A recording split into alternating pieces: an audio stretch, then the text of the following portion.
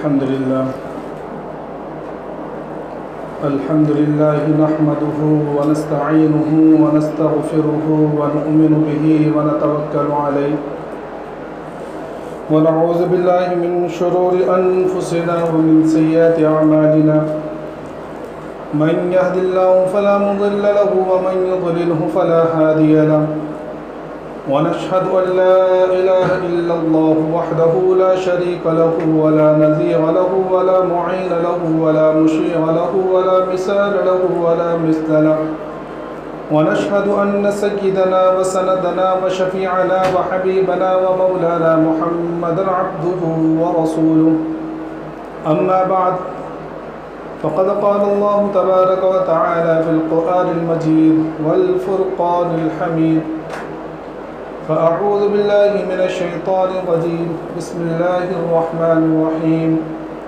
وسيجنبها الأتقى الذي يؤتي ماله يتزكى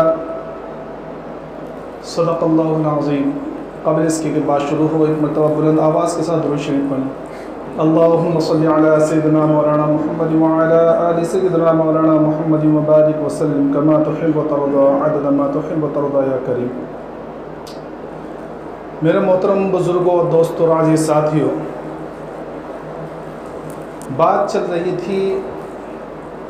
ایک ایسی مجلس کی جس میں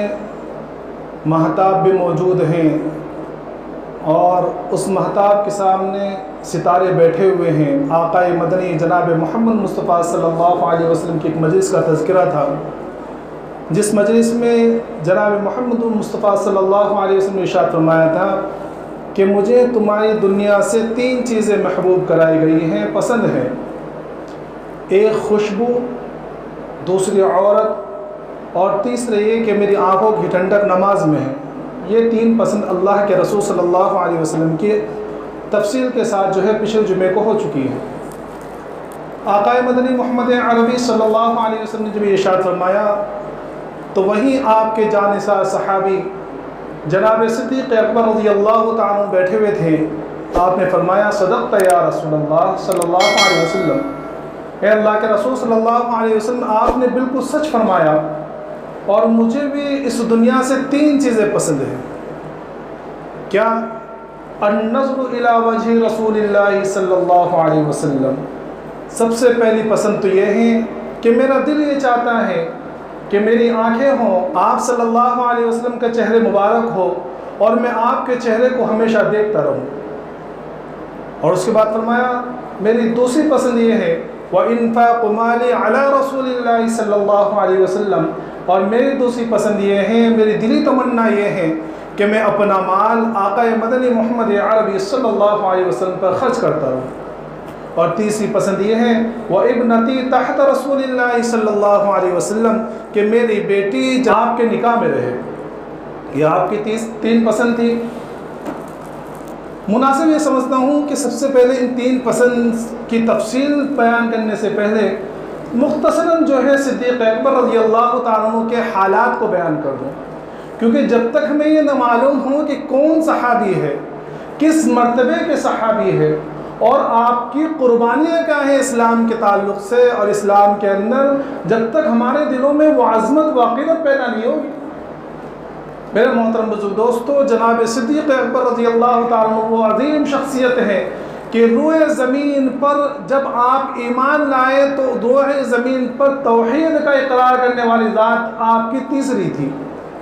سب سے پہلے تو آقا مدنی محمد عربی صلی اللہ علیہ وسلم، اس کے بعد آپ کی بیوی خدیجہ الکبریٰ رضی اللہ تعالیٰ عنہ، اور تیسرے شخص حضرت ابوبکر صدیق رضی اللہ تعالیٰ عنہ۔ اور آپ کے ایمان کی تعریف اللہ کے رسول صلی اللہ علیہ وسلم نے نفاذ کے ساتھ کی ہے۔ فرمایا کہ میں نے جس پر بھی ایمان پیش کیا، میں نے جس پر بھی ایمان اور اسلام پیش کیا، اس نے کچھ نہ کچھ تردد ضرور کیا۔ حضرت علی رضی اللہ تعالیٰ عنہ کے سامنے ایمان پیش کیا تو حضرت علی نے فرمایا کہ میں اپنے والد سے مشورہ کروں گا، اور حضرت عمر رضی اللہ تعالیٰ عنہ کے سامنے پیش کیا تو حضرت عمر تو مرنے مارنے پر تیار ہو گئے۔ فرمایا ابوبکر صدیق رضی اللہ تعالیٰ عنہ کہ جیسے ہی میں نے ایمان پیش کیا فوراً آپ نے کلمہ پڑھ لیا اشہد ان لا الہ الا اللہ واشہد ان محمد رسول اللہ، کہ آپ نے ذرہ برابر تردد نہیں کیا۔ آپ کا ایمان جس کے بارے میں اللہ کے رسول صلی اللہ علیہ وسلم نے تصدیق دی ہے، اور صحابہ کرام نے اس کے بارے میں الفاظ کہے ہیں۔ حضرت ابو عمر رضی اللہ عنہ ارشاد ہے، فرماتے ہیں جناب عمر رضی اللہ تعالیٰ عنہ کہ اگر پوری امت کا ایمان ایک پلڑے میں رکھ دیا جائے اور ایک پلڑے میں جناب صدیق اکبر رضی اللہ تعالیٰ عنہ کا ایمان رکھ دیا جائے تو حضرت صدیق اکبر کا ایمان بھاری پڑ جائے گا، جھک جائے گا، آپ کا پلڑا جھک جائے گا۔ وہ ایمان اور وہ اللہ کے جو تمنا ظاہر کیا نا کہ میں اپنا چاہتا ہوں کہ میرا مال اللہ کے رسول صلی اللہ علیہ وسلم پر خرچ کیا جائے۔ تاریخ کے اندر لکھا ہے کہ جس وقت آپ ایمان لے کر آئے، آپ مکہ کے بڑے تاجروں میں آپ کا شمار ہوتا تھا، اور جس وقت ایمان لائے اس وقت 40,000 دینار آپ کے پاس تھے، 40,000 اشرفیہ سونے کے سکے تھے، اور بالکل 13 سال کے بعد جس وقت ہجرت کا موقع آیا اس وقت سے 5,000 درہم بچے تھے،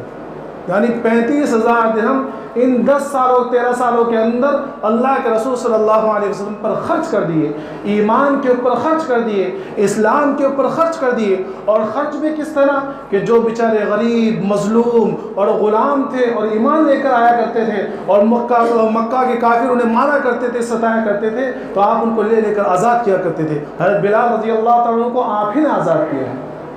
ایک موقع پر آپ کے والد نے فرمایا کہ ابو بکر، تم ان کمزور غلاموں کو اپنے پیسے خرچ کر کے آزاد کراتے ہو، کوئی طاقتور ڈھونڈو، کوئی اچھا غلام ڈھونڈو تاکہ وہ ہمارے کام بھی آئے۔ تو فرمایا کہ ابا جان، میں اپنے کام کے لیے ان کو آزاد نہیں کراتا، میں تو ان کو اسلام کی خاطر آزاد کراتا ہوں۔ اپنا مال اللہ کے رسول صلی اللہ علیہ وسلم پر اس طرح خرچ کیا ہے۔ اور ہجرت کے موقع پر جب ہجرت کا واقعہ پیش آیا تو آپ نے وہ 5,000 درہم بھی ساتھ میں لے لیے۔ آپ کے والد صاحب آئے، جب پتہ چلا کہ ابو بکر رضی اللہ تعالیٰ عنہ بھی چلے گئے تو گھر کے اندر آئے اور بیٹیوں سے پوتیوں سے کہنے لگے کہ ابو بکر تو چلا گیا، تمہارے لیے بھی کچھ چھوڑا ہے؟ تو وہ بھی تو تربیت یافتہ تھی۔ فوراً اسماء رضی اللہ تعالیٰ نے کہا کہ دادا جان، ابا جان نے بہت ساری چیزیں چھوڑی ہے، بہت کچھ چھوڑا ہے، اور آپ کا ہاتھ پکڑ کے، کیونکہ نابینا تھے دادا، تو آپ کا ہاتھ پکڑ کے جہاں اشرفیہ رکھی جاتی تھی وہاں پہلے کچھ کنکریاں رکھ دی، اوپر سے کہتے کپڑا جو ہے ڈھک دیا اور ہاتھ وہاں رکھ دیا۔ تو آپ نے جب ٹٹول کے دیکھا تو سمجھے کہ اشرفیہ ہے، کہا کہ اگر چھوڑ کے گیا تو اچھی بات ہے۔ تاریخ کے اندر لکھا ہے کہ حضرت ابو بکر صدیق رضی اللہ تعالیٰ نے گھر کے اندر کھانے پینے کا ایک چیز نہیں چھوڑی تھی، سارا لے لیا۔ اور غزوہ تبوک کا واقعہ ہم تمام کو معلوم ہے کہ غزوہ تبوک کے موقع پر آپ نے بدن کے کپڑے بھی اتار کے دے دیے کہ جو کچھ بھی ہے فوراً وہ جو کچھ بھی ہے وہ سارا کا سارا مال اسلام پر، اللہ کے رسول صلی اللہ علیہ وسلم پر خرچہ کر دیا۔ یہ آپ کی تمنا یوں ہی نہیں تھی، یہ آپ کا معمول تھا کہ بے انتہا خرچ کرنا، اور خود اپنی ذات کا معمول یہ تھا، خود اپنے اوپر یہ تھا کہ بالکل جب خلافت کا بار ملا ہے تو اپنا جو ہے کندھے کے اوپر اپنا مال اٹھا کے چل دیے تجارت کے لیے۔ راستے میں حضرت عمر ملے، فرمایا کہ حضرت خلیفۃ المسلمین آپ کہاں جا رہے ہیں؟ کہا کہ بھائی گھر کا خرچہ کیسے چلے گا، لوگوں نے اتنا بڑا بوجھ میرے اوپر ڈال دیا ہے، گھر کا خرچہ بھی تو چلانا ہے۔ کہا کہ اگر آپ گھر کے خرچے کے چکر میں پڑ گئے تو اتنا بڑا بوجھ کون سنبھالے گا؟ کہا کہ پھر کیا کرنا ہے؟ کہا کہ چلو مشورہ کرتے ہیں۔ مشورے میں یہ ہوا کہ جو عام مومن کو ملتا ہے بیت المال سے وظیفہ وہ اتنا ہی آپ کو ملا کرے۔ آپ بالکل تیار ہو گئے کہ ٹھیک ہے اتنا ہی ملا کرے۔ کچھ ایام گزرے ہیں تو بیوی نے جو ہے میٹھائی کھانے کی فرمائش کی کہ کچھ میٹھا کھانے کو جی کر جائے، تو جناب صدیق اکبر رضی اللہ تعالیٰ عنہ کہنے لگے کہ میری تنخواہ تو اتنی ہے نہیں، بیت المال کا جو وظیفہ ملتا ہے وہ تمہیں معلوم ہی ہے۔ تو بیوی کہنے لگی کہ اچھا میں کچھ بچا کر اگر بنا لوں، کہا کہ ٹھیک ہے اگر بچا کے بنا لو تمہاری مرضی۔ بیچاری بیوی نے جو ہے اپنے پیٹ کو کاٹ کر تھوڑا تھوڑا بچا کر جو ہے کچھ پیسے جمع کیے،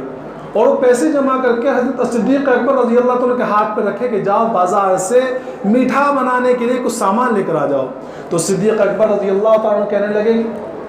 کہ پتہ چلا کہ یہ پیسے ہمارے ضرورت سے زائد ہیں، فوراً وہ پیسے بھی بیت المال میں داخل کر دیے اور کہا کہ آئندہ جو ہے مجھے اتنے پیسے کم دیے جائیں۔ یہ آپ کا معمول اپنے ذات کے اوپر تھا اور امت کے اوپر کہ جتنا آیا لٹاتے گئے کہ اللہ کے رسول پر خرچ کیا، صحابہ کرام پر خرچ کیا، اسلام کے لیے جب بھی موقع آیا وہاں خرچ کیا۔ کیونکہ آپ کو تو معلوم تھا، یہ جو میں نے آیت پڑھی اس آیت کے اندر اللہ رب العزت نے تعریف کی، اور تمام مفسرین کا یہ متفقہ قول ہے کہ آیت جناب صدیق اکبر رضی اللہ تعالیٰ کے بارے میں نازل ہوئی ہے کہ جہنم سے وہ بچا لیا گیا جو سب سے زیادہ متقی ہے، جو اپنا مال دیتا ہے تاکہ اس کا تزکیہ ہو جائے، وہ پاک صاف ہو جائے، وہ اللہ کے راستے میں اپنا مال دیتا ہے اور صرف اللہ کی رضا کے لیے دیتا ہے۔ ہمارے ان سے بعض لوگ ایسے ہوتے ہیں کہ جو وہ سمجھتے ہیں کہ جتنا بچا کے رکھو، جتنا جمع کرو اتنا زیادہ بہتر ہے۔ وہ بخل کو اچھا ہی سمجھتے ہیں کہ ہم تو بڑے جوڑ کے رکھتے ہیں۔ نہیں میرے محترم دوستو، اللہ کے رسول صلی اللہ علیہ وسلم نے خرچ کرنے کی ترغیب دی، خود بھی خرچ کیا ہے، امت کو بھی تعلیم دی اور فرمایا کہ سخی جو ہوتا ہے وہ اللہ سے قریب ہوتا ہے، لوگوں سے قریب ہوتا ہے، جنت سے قریب ہوتا ہے اور جہنم سے دور ہوتا ہے۔ اور بخیل جو ہوتا ہے وہ لوگوں سے دور ہوتا ہے، اللہ سے دور ہوتا ہے، جنت سے دور ہوتا ہے اور جہنم سے قریب ہوتا ہے۔ اور اصل دیکھیں تو یہ امت کا مزاج بخل والا ہے ہی نہیں، یہ امت تو خرچ کرنے والی ہے، کیونکہ آقا مدنی جناب محمد مصطفیٰ صلی اللہ علیہ وسلم کا معمول خود خرچ کرنے کا تھا۔ بخل، اس امت کے اندر بخل ہونا ہی نہیں چاہیے، لیکن ہوئے بہت سارے بخیل اور بہت کرتے ہیں بخل جو ہے۔ اور اچھا یہ بخل بھی اسلام دین کے معاملے میں زیادہ ہوتا ہے، اور کچھ بخیل ایسے بھی ہوتے ہیں کہ جن کا کام ہی بخل کرنا ہوتا ہے۔ وہ ایک بخیل شخص کا انتقال ہونے لگا تو لوگوں نے اس سے کہا کہ بھائی مر رہے ہو، کچھ تو خرچہ کر دو، اب تو اللہ کے راستے میں دے دو۔ تو کہنے لگا کہ بھئی یہ کم ہے کہ میں اسرائیل کو اپنی جان دے رہا ہوں، ٹھیک ہے کم ہے۔ تو ایسے ہی بخیل ہوتے ہیں۔ وہ لطیفہ آپ نے سنا ہوگا کہ ایک بخیل تھا، اب اس کے گھر میں مہمان آ گئے۔ اب ظاہر سی بات ہے کہ بھائی جو ایمان والا ہوگا، جو خرچ کرنے والا ہوگا، جب مہمان آئے تو وہ خوش ہوگا کہ مہمان آئے ہیں، برکتیں آئے گی۔ اللہ کے رسول صلی اللہ علیہ وسلم نے مہمان کے اکرام کا کرنے کا حکم دیا ہے، لیکن چونکہ بخیل تھا تو بڑا پریشان، تو اپنے بیٹے کو اس نے بھیجا کہ بیٹا، بیچارے کمزور دل سے کہا کہ بیٹا جاؤ ذرا گوشت لے کر آ جاؤ کہ مہمان کے لیے کچھ بنا لیں۔ تو بیٹے نے کہا کہ ٹھیک ہے بجان میں جاتا ہوں۔ بہت دیر بیٹا گھوما اور گھومنے کے بعد وہ پانی لے کر آئے۔ تو باپ نے کہا کہ ارے میں نے تمہیں گوشت لانے بھیجا تھا، تم پانی لے کر آ رہے ہو، کیا بات ہے؟ کہا کہ ابا جان جب میں گوشت کی دکان پر گیا تو میں نے اس سے کہا کہ بہترین بڑھیا قسم کا جو ہے 1 کلو گوشت دے دے مجھے۔ تو وہ کسائی کہنے لگا کہ میں تمہیں بالکل ایسا گوشت دوں گا جیسا کہ پنیر، بالکل نرم اچھا والا۔ تو میں نے سوچا کہ بھائی جب نرم ہی لینا ہے تو پھر گوشت کلو پنیر ہی لے لو۔ تو میں پنیر دودھ والے کے پاس چلا گیا، میں نے اس سے کہا کہ بھئی ایک کام کرو مجھے بڑھیا قسم کا پنیر دے دو۔ تو اس نے کہا کہ میں تمہیں ایسا پنیر دوں گا جو بالکل شہد جیسا میٹھا۔ تو میں نے کہا کہ اچھا جب شہد ہی میٹھا ہوتا ہے تو میں پنیر کیوں لوں؟ میں وہاں سے بھی چل دیا اور دکان پر والے کی دکانیں پہنچا اور پرچون والے سے کہا کہ مجھے اچھا سا شہد دے دو۔ تو وہ کہنے لگا کہ میں تمہیں ایسا شہد دوں گا جو شہد مٹھاس میں تو ہوگا ہی اچھا، وہ اتنا باریک اور اتنا بہترین ہوگا، اتنا صاف شفاف ہوگا جیسے کہ پانی ہوتا ہے۔ تو میں نے سوچا جب صاف شفاف پانی ہوتا ہے تو میں شہد کیوں لوں؟ میں پانی لے کر گھر پہ چلایا۔ تو بخیل کہنے لگا کہ بے کام ہی بڑا اچھا کیا ہے، لیکن تم اتنی جگہ گھومے ہو، کسائی کے پاس گئے ہو، وہاں سے پھر دودھ والے کے پاس گئے ہو، وہاں سے جو پرچون والے کے پاس گئے ہو اور وہاں سے پانی لے کر آئے ہو، تمہاری چپل ہی نہیں کیسی ہوگی؟ کہنے لگا جب بجان ٹینشن مت لو، فکر کرنے کی بات نہیں، چپل میں مہمان کی پہن کے گیا تھا۔ تو ایسے ہی بخیل ہوتے ہیں۔ تو اللہ کے رسول نے اور اس امت کا مزاج جو ہے وہ بخل والا نہیں بنایا ہے، اس امت کا مزاج تو خرچ کرنے والا بنایا ہے۔ اس لیے خود اللہ کے رسول صلی اللہ علیہ وسلم کا معمول خوب خرچ کرنے کا، اور صحابہ کرام کا معمول خود کو خوب خرچ کرنے کا، اور جناب صدیق اکبر رضی اللہ عنہ کی تمنا وَإِنفَاقُ مَالِي عَلَى رَسُولِ اللَّهِ صلی اللہ علیہ وسلم کہ یا رسول اللہ میری تمنا تو یہ ہے کہ میں سارا مال آپ کے اوپر خرچ کروں۔ یہ صدیق اکبر رضی اللہ تعالیٰ عنہ ہے۔ اور میں تو کہتا ہوں کہ آپ کا اس امت پر اتنا بڑا احسان ہے، اتنا بڑا احسان ہے کہ میں یہ کہتا ہوں کہ یہ آج ہم جو بیٹھے ہوئے ہیں اور آج ایمان اور اسلام جو صحیح طریقے پر اور بالکل اپنے صحیح شکل و صورت میں ہم تک پہنچا ہوا ہے، تو اس میں بہت بڑا ہاتھ جناب صدیق اکبر رضی اللہ تعالیٰ عنہ کا ہے۔ اللہ کے رسول صلی اللہ علیہ وسلم کی وفات کا حادثے کہ ایسا حادثہ کہ روئے زمین پر ایسا حادثہ نہ کبھی ہوا ہے نہ کبھی ہوئے گا کہ کائنات کی سب سے بڑی خیر جانے والی اور کائنات کی سب سے بڑی خیر چلی گئی، اور صحابہ کرام کے اوپر حالات ایسے کہ ہائے امت کا آج کیا حال ہے۔ اور وہ بار ربیع الاول کی تاریخ کہ اس وقت تو شیطان خوش تھا، ورنہ صحابہ کرام کی حالت تو ایسی تھی۔ مورخین نے لکھا ہے کہ اس وقت ایسا لگ رہا تھا، خود صحابہ کرام فرماتے ہیں کہ جب اللہ کے رسول صلی اللہ علیہ وسلم ہجرت کر کے مکہ سے مدینہ آئے تو اس وقت مدینہ کا سب سے روشن ترین دن تھا، اور جس وقت آپ نے وفات پائی وہ مدینہ کا سب سے سیاہ ترین دن تھا۔ ایسا لگ رہا تھا کہ پورے مدینہ کے اوپر سیاہی چھا گئی ہے، کوئی صحابی وہاں رو رہا ہے، سارے ہوش و حواس میں گم ہیں، اور کوئی یہاں رو رہا ہے، اور کوئی سوچ رہا ہے کہ اب جینے کا کیا فائدہ۔ جانوروں پر بھی ایک عجیب سی حالت طاری ہو گئی ہے، اور حضرت عمر رضی اللہ عنہ جیسی شخصیت وہ تلوار ہاتھ میں لیے ہوئے کہہ رہے ہیں کہ اگر کسی نے کہا کہ اللہ کے رسول وفات پا گئے تو گردن اڑا دوں گا۔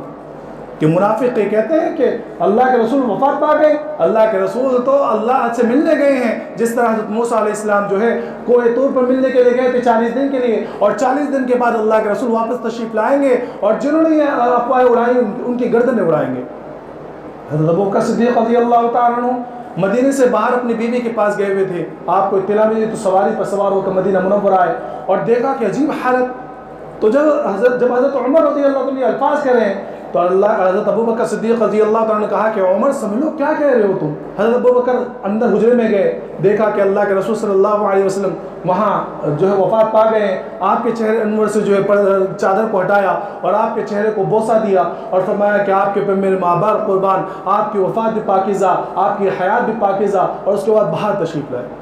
جب باہر تشریف لائے تو دیکھ وہی ماحول میں نے بتلایا کہ عجیب صحابہ کرام پر بالکل مایوسی طاری، اور کیوں نہ ہو کہ ہر طرف سے افواہیں آنے لگی، لوگ ایمان کو چھوڑ کر مرتد ہونے لگے، کچھ لوگوں نے زکوٰۃ کا انکار کر دیا، اور یہ خبر بھی آ گئی کہ فلاں جگہ کا بادشاہ جو ہے مدینے کے اوپر حملہ کرنے آ رہا ہے، اور فلاں علاقے کے لوگ مرتد ہو گئے ہیں، وہاں کے لوگ حملہ کرنے آ رہے ہیں، اور یہ حالت ایسی صحابہ کرام کی بالکل گم ہے۔ تو پہلے حضرت عمر کو سنبھالا، لیکن حضرت عمر جو سمجھنے کو تیار نہیں ہوئے، اور آپ کی عجیب حالت تھی، تو آپ سائڈ میں کھڑے ہوئے، اور کھڑے ہونے کے بعد آپ نے سب سے پہلے خطبہ دیا، اور خطبہ دینے کے بعد فرمایا کہ دیکھو اے لوگوں، جو محمد کو پوجتا تھا وہ جان لے کہ محمد صلی اللہ علیہ وسلم اس دنیا سے جا چکے ہیں، اور جو اللہ کو پوجتا تھا اور اللہ کی عبادت کرتا تھا تو اس بات کو جان لے کہ اللہ حی ہے، قیوم ہے، لا یموت ہے، کہ اللہ ہمیشہ سے ہے اور ہمیشہ رہے گا، اور اللہ کو کبھی وفات نہیں آئے گی۔ اور اس کے بعد آپ نے آیت پڑھی وما محمد الا رسول قد خلت من قبلہ الرسل، کہ محمد صلی اللہ علیہ وسلم ایک رسول ہی تو ہیں، اور اس سے پہلے ان سے پہلے بہت سارے انبیاء کرام گزرے ہیں۔ اگر محمد صلی اللہ علیہ وسلم وفات پا جائے یا آپ کا انتقال ہو جائے پھر جاؤ گے کیا ایمان کو چھوڑ دو گے؟ صحابہ کرام فرماتے ہیں کہ یہ آیت جب آپ نے پڑھ کر سنائی ہے تو ہمیں گویا ایسا لگا کہ یہ آیت آج ہی اتری ہے، اور یہ آیت بھی قرآن شریف میں تمام کے اوپر جو کیفیت تاری تو تمام کی کیفیت ختم ہو گئی، اور تمام پھر اللہ کے رسول صلی اللہ علیہ وسلم کی تجہیز و تکفین میں لگ گئے۔ اور اس کے بعد حضرت ابوبکر صدیق رضی اللہ عنہ کی خلافت کا مسئلہ آیا، آپ کو خلیفہ بنا دیا گیا، تو آپ نے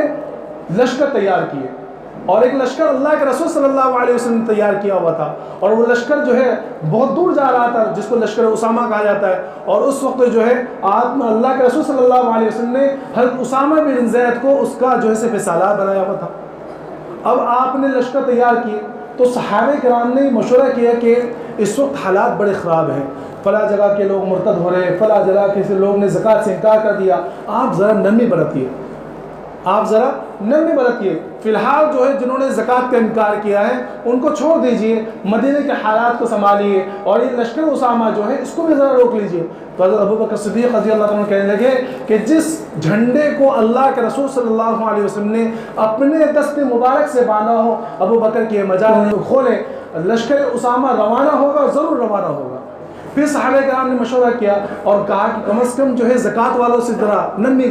برتیے۔ حضرت عمر کو بھیجا، حضرت عمر رضی اللہ عنہ نے کہا کہ ابو بکر اے خلیفۃ المسلمین ذرا نرمی کا معاملہ کیجیے، لوگوں سے نرمی کیجیے۔ تو آپ کے سینے کے اوپر حضرت ابو بکر نے اپنا ہاتھ مارا اور فرمایا کہ عمر اجبار فی الجاہلیہ وخوار فی الاسلام، کہ زمانے جاہلیت میں بڑے بہادر بنا پھرتے تھے، اب اسلام میں آ کے بزدل بن گئے ہو۔ لو منعونی عقالا لاجاہدہم، اگر یہ لوگ زکوٰۃ کے مال کے اندر اللہ کے رسول صلی اللہ علیہ وسلم کو جو رسی دیا کرتے تھے، اگر یہ لوگ اس رسی کا بھی انکار کریں گے تو میں ان سے جہاد کروں گا۔ یہ آپ کی استقامت اور یہ آپ کی ایمانی فراست کا نتیجہ ہے کہ آج ہمارے پاس دین سے یہ حالت میں پہنچا ہوا ہے۔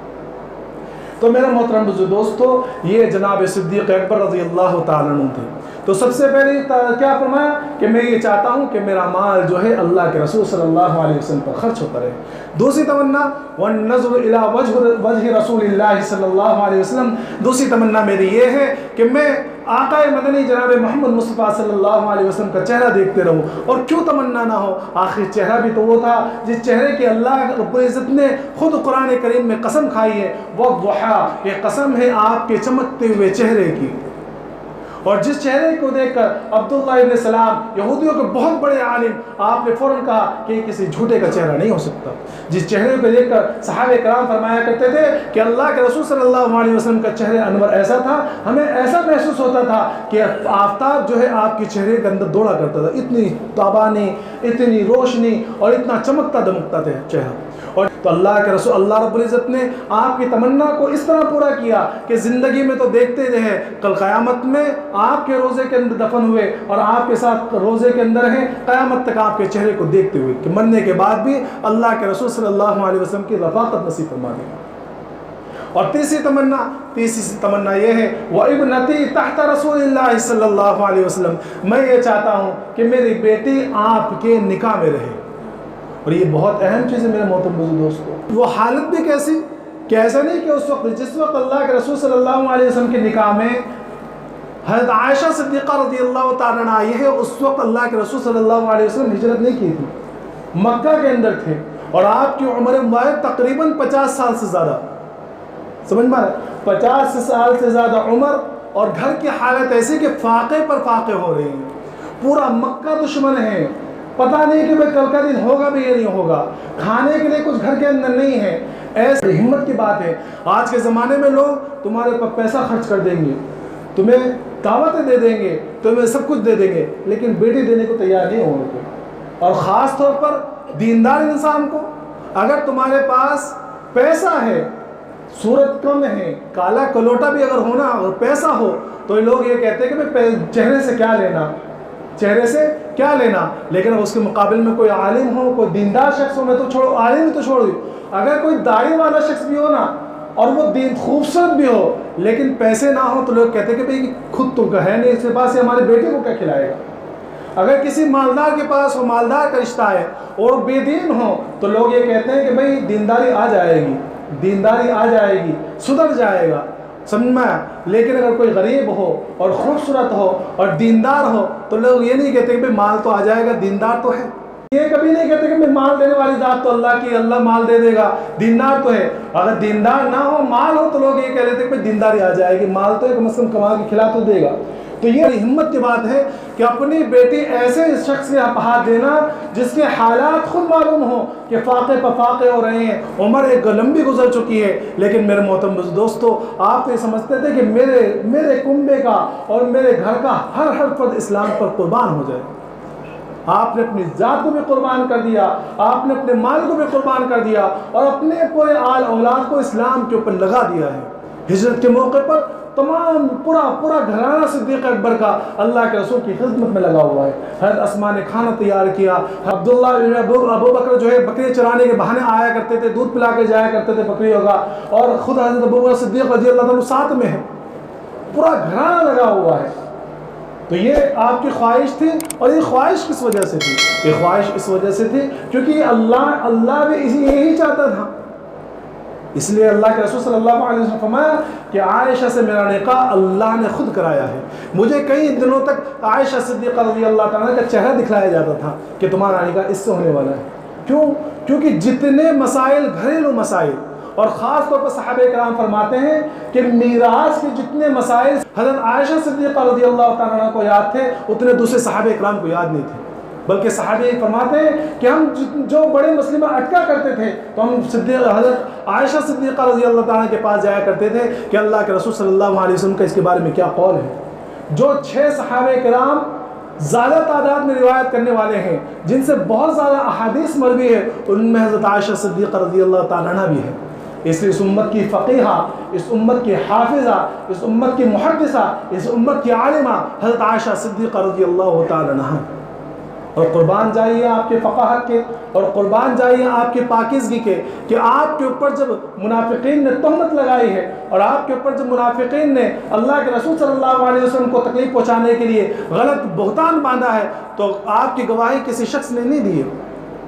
اور آپ کی گواہی کسی عام انسان نے نہیں دی ہے، اور آپ کی گواہی جبرائیل اکبر سے ایسی، جبرائیل علیہ السلام سے ایسی نہیں دلائی گئی، بلکہ تقریباً 18 آیتیں حضرت عائشہ صدیقہ رضی اللہ تعالیٰ کی پاکیزگی میں نازل ہوئی، اور بتلا دیا گیا کہ آج تم نے میرے عائشہ صدیقہ رضی اللہ تعالیٰ کے بارے میں ایک ذرا سا لفظ کہا ہے، لیکن میں اپنے عائشہ صدیقہ رضی اللہ تعالیٰ کی پاکیزگی کا قیامت تک قرآن میں نازل کر دوں گا، اور لوگ پڑھتے رہیں گے اور عائشہ صدیقہ رضی اللہ تعالیٰ کی پاکیزگی کا اقرار کرتے رہیں گے۔ یہ اللہ کے رسول صلی اللہ علیہ وسلم کی زوج مطہرہ ہے، اور جناب صدیق اکبر رضی اللہ تعالیٰ عنہ کی بیٹی ہے، اور آپ کی خواہش کے مطابق اللہ نے آپ کے نکاح میں دی ہے جناب محمد مصطفیٰ صلی اللہ علیہ وسلم کی۔ تو یہ خواہش تھی، اور یہ خواہش میں نے بتلایا کہ ایسی خواہشیں میں یہ پسند میں آپ حضرت کے سامنے بیان کرنے کا مقصد یہی ہے کہ ساری وہ پسند ہیں جن پسند کو ہمیں اپنی پسند بنانا ہے، کہ مال کو ہمیں اللہ کے راستے میں خرچ کرنا ہے، خوب خرچ کرنا ہے، اور دینے والوں کے بارے میں تو اللہ رب العزت نے خود فرمایا کہ میں جو میرے راستے میں دیتا ہے اور میرے راستے میں اپنا مال خرچ کرتا ہے، میں انہیں اتنا دوں گا کہ بغیر حساب کتاب کے دوں گا۔ پہلے فرمایا کہ 10 دوں گا، پھر اور رحم آیا اور رحمت اتارنا ہے تو فرمایا کہ 700 دوں گا، پھر فرمایا کہ بغیر حساب کتاب کے دوں گا۔ یہ امت دینے والی تو بنے کہ جہاں بھی موقع ہے، جیسا بھی موقع ہے ویسا دینے والی بنے۔ اور اس کے بعد آج ہم لوگ اللہ کے رسول صلی اللہ علیہ وسلم کو اپنے آنکھوں سے دیکھ نہیں سکتے، آپ کی زیارت نہیں کر سکتے، تو جن کے پاس مال ہو وہ عمرہ حج کرے، وہاں جا کے زیارت کرائے، لیکن کم از کم اگر اتنا بھی نہ کرے تو کم از کم اپنے اخلاق کو، اپنے معاملات کو، اپنے عادات کو، اپنے تمام چیزوں کو آقا مدنی محمد عربی جناب محمد مصطفیٰ صلی اللہ علیہ وسلم کے جیسا بنا لے، تاکہ کل قیامت میں آپ کا دیدار ہو۔ ورنہ کچھ لوگ ایسے ہوں گے جن کے بارے میں یہ لکھا ہے احادیث کے اندر کہ جب وہ حوض کوثر کے پاس پہنچتے ہوئے ہوں گے تو فرشتے روک لیں گے، تو اللہ کے رسول فرمائیں گے کہ میری امتی ہے، میرے پاس آنے دو، تو فرشتے کہیں گے کہ یا رسول اللہ آپ کو معلوم نہیں کہ لوگ کون ہیں؟ یہ وہ لوگ ہیں جنہوں نے آپ کے جانے کے بعد آپ کے دین میں نئی نئی باتیں گھڑ لی تھی، نئی نئی بدعات ایجاد دے دی تھی، اور نئی نئی آپ کی طرف منسوخ کر کے نئی نئی رسمیں، نئی نئی رواج ترتیب دے دیے تھے۔ اللہ کے رسول صلی اللہ علیہ وسلم فرمائیں گے سحقن فرحقن، دور کرو، ہٹاؤ ان کو میرے سامنے سے، میں ان کا چہرہ دیکھنا پسند نہیں کرتا۔